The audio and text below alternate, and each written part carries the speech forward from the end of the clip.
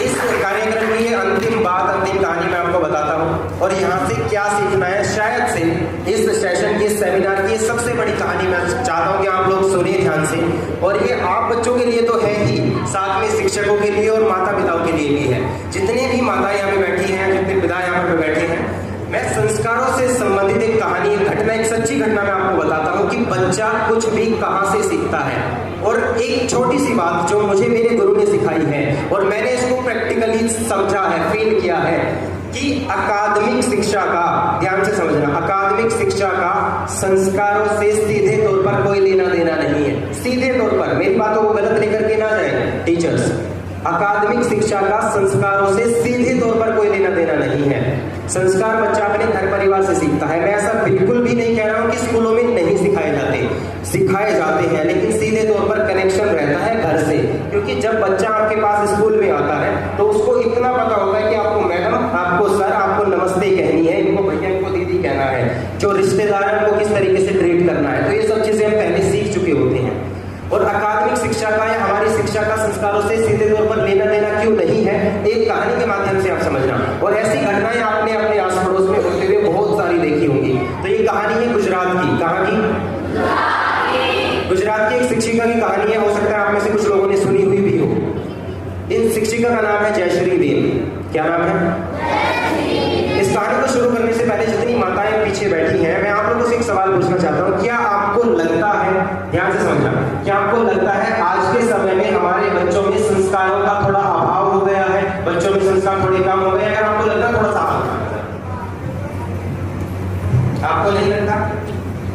ये हर किसी के साथ है। यहाँ कहना या हाथ उठाना गलत नहीं, यहाँ सीखने और समझाने के लिए है। ठीक है, मेरी उम्र केवल 25 साल है, लेकिन मुझे एक्सपीरियंस है, मुझे तजुर्बा है, मैंने सीखा है। ऐसे नहीं कि प्रैक्टिकल लाइफ से भी सीखा है, अपने बड़ों से भी सीखा है, जो कामयाब लोग हैं उनसे भी सीखा है। कोई कामयाब इंसान अपनी 20 साल की मेहनत से कोई एक किताब लिख देता है ना, आप उस किताब को 10 दिन में पढ़ करके उसके 20 साल का अनुभव अपने अंदर ले सकते हैं। मैंने वैसे ही सीखा है। मुझे किताबें पढ़ने का बहुत ज्यादा शौक है, तो वहां से मैंने चीजें सीखी हैं और अच्छी चीजों को सीखता हूँ हमेशा। आप फोन चलाते होंगे, मैं भी चलाता हूँ। यूट्यूब पे मेरे पास 3 फोन होते हैं। तीनों फोनों में किसी में कोई गेम, कोई वीडियो गेम, कोई ऑडियो गेम, किसी प्रकार का कोई गाना, वीडियो, कुछ नहीं मिलेगा, कोई मूवी, कुछ नहीं मिलेगा मेरे फोन में आपको। मेरी यूट्यूब की हिस्ट्री उठा करके देखोगे, वहाँ पे आपको मिलेंगे केवल मोटिवेशनल सेशंस, वहाँ पे आपको मिलेंगे कुछ अच्छा सीखने वाली चीजें, उसके अलावा कुछ भी नहीं। क्योंकि मेरा जीवन में एक मकसद है। जिस दिन मकसद आपका तय हो गया ना, फिक्स करके आपने कि क्या करना है, आप उसी डायरेक्शन में चलने जाओगे। मेरा मकसद ये है कि मैं दुनिया का, हिंदुस्तान का मैं सबसे बड़ा स्पीकर बनना चाहता हूँ और वो मकसद के पीछे मैं दिन रात मेहनत करता हूँ। तो आपको अगर लगता है कि बच्चों के अंदर संस्कारों का कुछ अभाव हुआ है, तो इस कहानी को आप ध्यान से समझना कि संस्कार कहाँ से सीखेगा। ये कहानी है गुजरात की जयश्री बेन, एक शिक्षिका की कहानी है। और हर एक माँ बाप की तरह इस शिक्षिका की एक इच्छा थी कि उसके बच्चे पढ़ लिख करके कामयाब हो जाए। ध्यान से सुनना बेटा, आप लोगों से सवाल पूछूंगा बीच में। इस शिक्षिका की केवल इतनी इच्छा थी कि मेरा बच्चा पढ़ लिख करके कामयाब हो जाए। अमूमन ये इच्छा हर एक माँ बाप की होती है, ऐसा मानते हो कि नहीं? हर एक माँ बाप को लगता है कि बेटा या बेटी, उनके जो बच्चे हैं वो कामयाब हो जाए।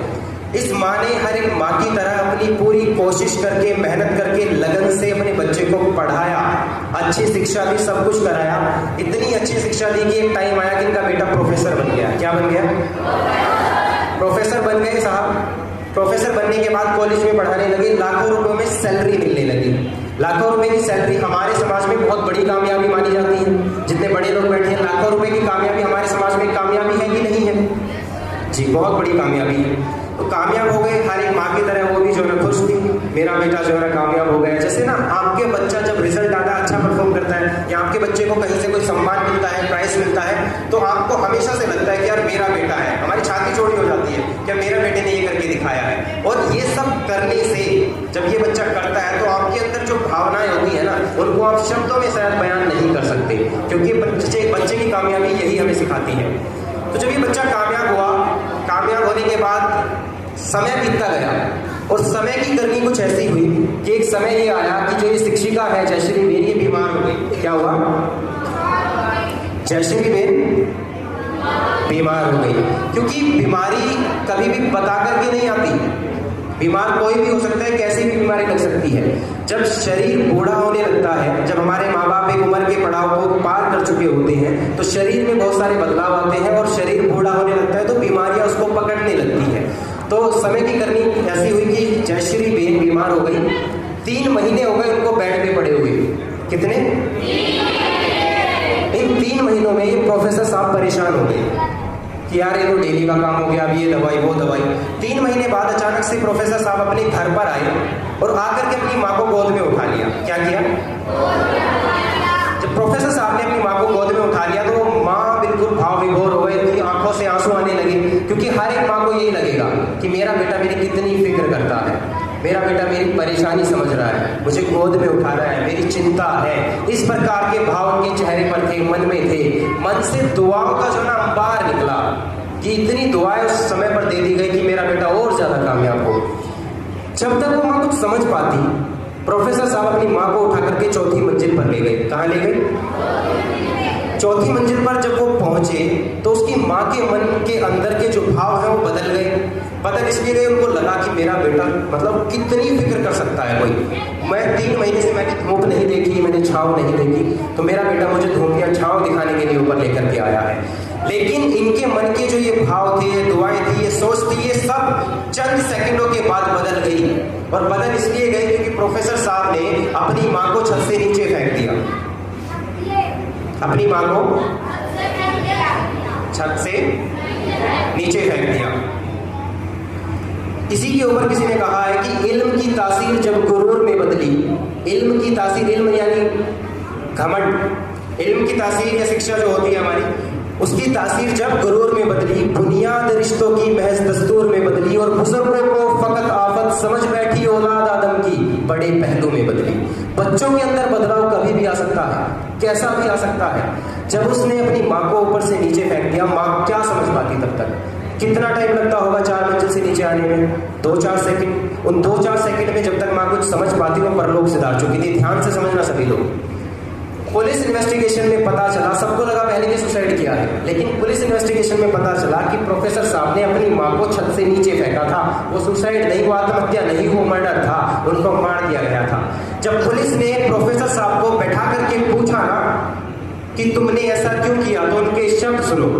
उनका कहना यह था कि मैं अपनी माँ की बीमारी से तंग आ चुका था और मैं इस बीमारी से छुटकारा पाना चाहता हूँ। समझकर चलने वाली बात यह है कि जिस माँ ने आपको 9 महीने पेट में रखा, अपने सारे सपने तोड़े, आपके सपने बनाने के लिए आपने अपनी सारी इच्छाओं को दबा दिया, सब कुछ सेक्रीफाइस कर दिया, अपना दर्द सब कुछ भूल गए, आपका दर्द अपना बना दिया, सब कुछ किया आपके लिए। वो बेटा या वो बच्चा अपनी माँ का 3 महीने का दर्द नहीं झेल पाया। तो इस वजह से मैं आपको कहता हूं कि शिक्षा का और संस्कारों का कोई लेना देना नहीं है। कहने को प्रोफेसर है, लेकिन हरकत क्या है? कहने को दूसरों को शिक्षा देते हैं, लेकिन अपनी शिक्षा क्या है?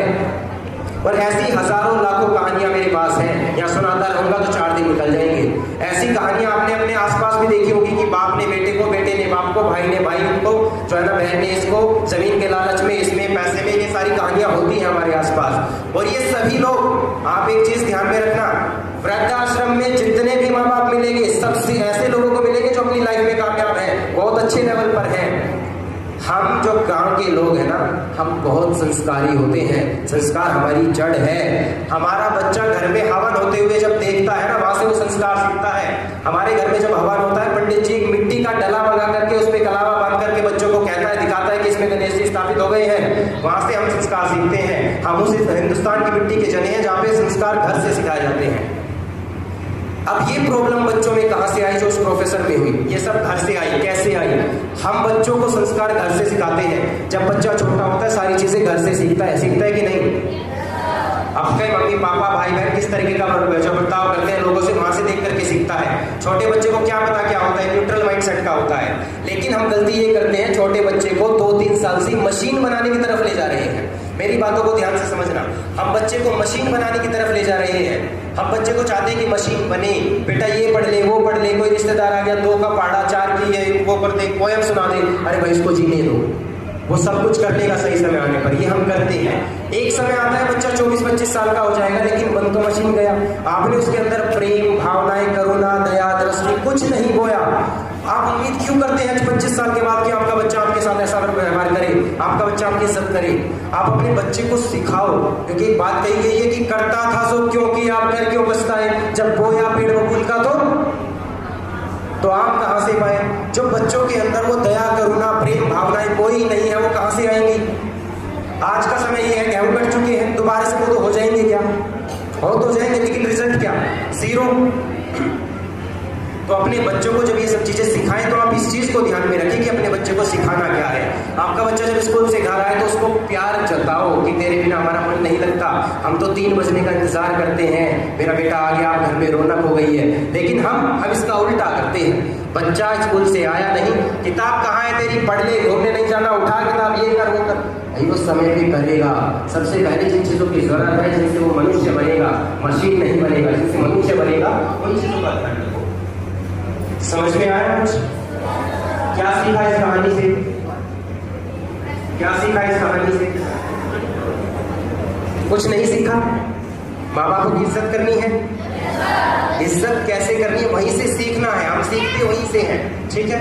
अपनी पढ़ाई को एक तरफ रखो, अपनी पढ़ाई को पढ़ाई ही समझो, संस्कारों को संस्कार समझो। इन दोनों के मिलन से जब इंसान बनोगे ना तो महान बनोगे, स्वामी विवेकानंद जैसे बनोगे, भगत सिंह जैसे बनोगे। जब समझ में आएगा कि हाँ क्या है